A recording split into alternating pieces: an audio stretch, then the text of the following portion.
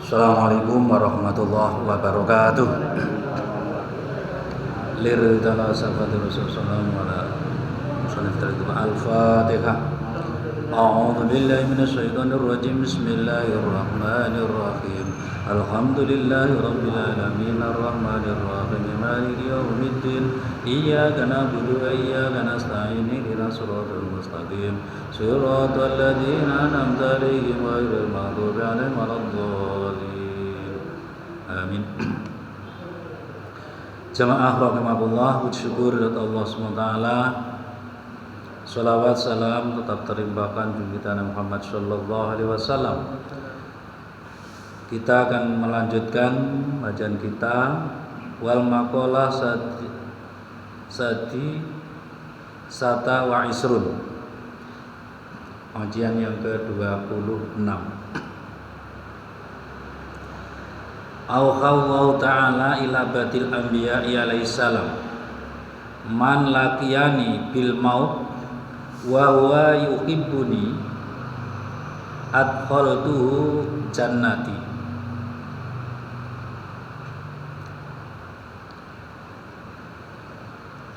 Allah berfirman kepada para nabi, bukan semuanya, tapi sebagian para nabi, man laqiyani, ya, barang siapa yang menuntun, mentalkin mayit, orang meninggal atau orang mau meninggal ditalkin,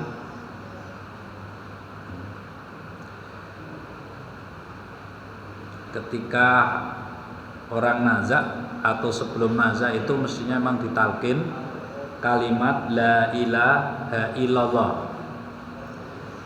Kalau sudah nazak dan tidak bisa komunikasi yang lain, sudah berhenti talkinnya. Jangan malah ditanya-tanya, ini nanti rumah yang sebelah sini untuk siapa? Tidak usah. Justru kalimat yang terakhir keluar dari lesan mayit itu adalah la ilaha illallah. Man laqiyani wa wayah yuhibbuni, barang siapa yang nalkin, ya, menuntun orang karena cinta kepadaku, kepada Allah, adkhaltuhu jannati, maka orang ini nanti akan dimasukkan surganya Allah Subhanahu wa taala ma'as-sabiqin.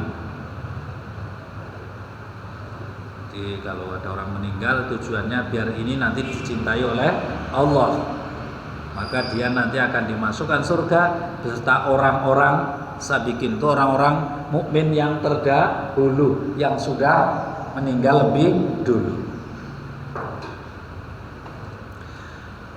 Wa man laqiyani bil maut wa huwa yukhafuni, barang siapa yang menalkin mayit maut, orang mati, karena dia takut kepada Allah, akan siksa Allah, ajnabtuhu nari, maka aku akan jauhkan mereka dari nerakaku.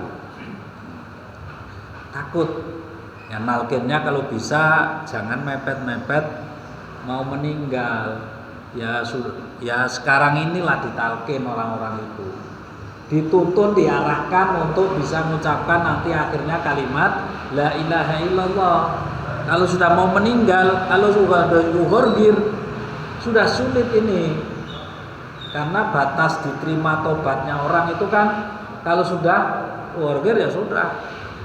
Nah, kalau masih ada kesempatan tobat seperti sekarang, karena takut akan siksa Allah, maka nanti akan dijauhkan dari neraka atau apinya Allah Subhanahu wa ta'ala. Wa man laqiya bil maut wa huwa yastahi minni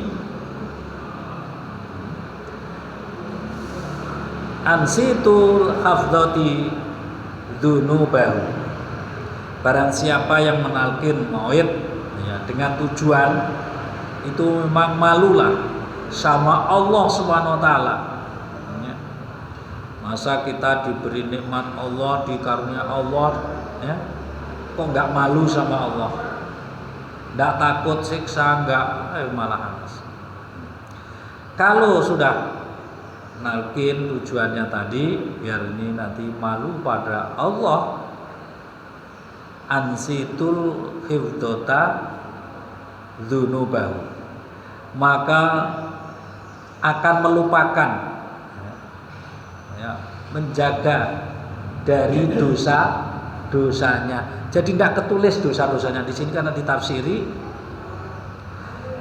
ai malaika alladzi katabu a'malahu. Jadi lupa nggak nulis malaikat itu. Malaikat ada lupa. Malaikat ada lupa. Artinya ya karena kita memang ya benar-benar malu kepada Allah, ini artinya malaikat menjaga orang ini ya, amal kejelekannya itu lupa tidak ketulis. Ya bahasanya bukan lupa ya, sebenarnya malaikat kok lupa itu kan ya artinya memang tidak ditulis, dihapus, diganti dengan amal kebaikannya gitu. Haji, kalau lakukan itu apa saja yang kita bacakan? Kalau misalkan tidak sempat membaca la ilaha illallah, cukup Allah Allah. Tidak perlu pakai syahadat juga. Oh enggak, syahadat itu kalau masih kecil artinya biar dia muslim. Kalau sudah dewasa cukup kalimat la ilaha illallah Muhammadur Rasulullah. Kalau enggak kan cukup Allah Allah Allah. Nah gitu ya. Artinya dia kalimat-kalimat yang keluar dari lisannya tetap pada Allah SWT. Dan kalau sudah Allah Allah Allah terus diem, sudah jangan diterusin, dipaksa lagi. Ayo terus. Ya kayak kuda lari aja disuruh terus. Enggak. Jadi kalau sudah ketika kita menunggu orang nazar atau detik-detik terakhir itu ya seperti itu. Kalau sudah diam ya sudah, tidak usah.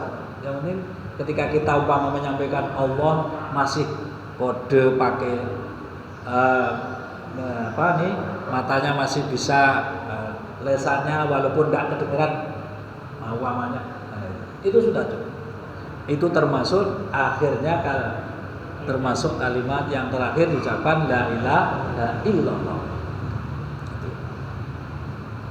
Jadi seperti itu, itulah menjadi manusia yang utama, termasuk ahlu ibadah.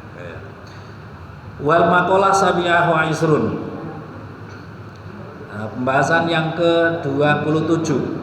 An Abdullah bin Mas'ud radhiyallahu anhu. Adi ma aftaradallahu alaika. Adi, laksanakan atau lakukan apa yang difardukan oleh Allah Subhanahu wa taala bagimu. Kamu harus melaksanakan apa yang diwajibkan oleh Allah Subhanahu wa taala padamu. Takun abadan nas, maka kamu akan menjadi manusia yang ahli ibadah. Sudah, apa yang fardu lakukan. Yang memang itu difardukan segera dilakukan. Jangan sampai menunda yang fardu. Karena tingkatan ibadah ahlul ibadah itu seperti itu, punya tingkatan ibadah. Ibadah tingkatan pertama itu ya fardu, yang fardu, sholat fardu 5 waktu. Setelah itu sholat rawatibnya. Walaupun Idul Fitri itu utama, tapi ya setelah rawatib. Taraweh setelah rawatib. Jangan sampai sholat taraweh tapi tidak sholat qobliyah atau ba'diyah itu. Ba'diyah Isya.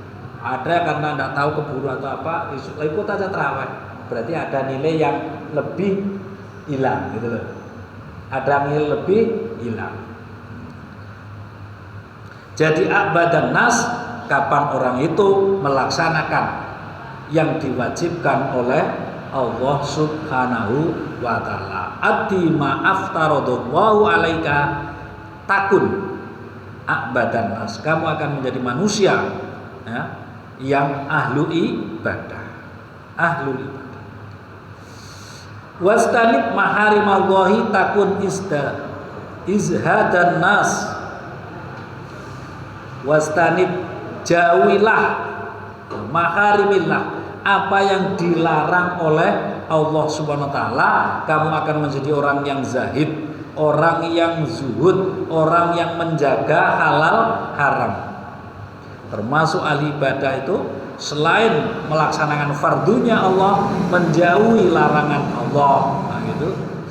Terus wardo bima qasama Allahu lak takun agnan nas, dan ridho atas pemberian atau pembagian Allah Subhanahu wa taala. Wardo bima, ridho dengan apa qasamallahu yang Allah bagikan kepada kita, minar rizki maksudnya, takun, maka jadilah kamu hamba Allah ahnan nas, manusia yang terkaya.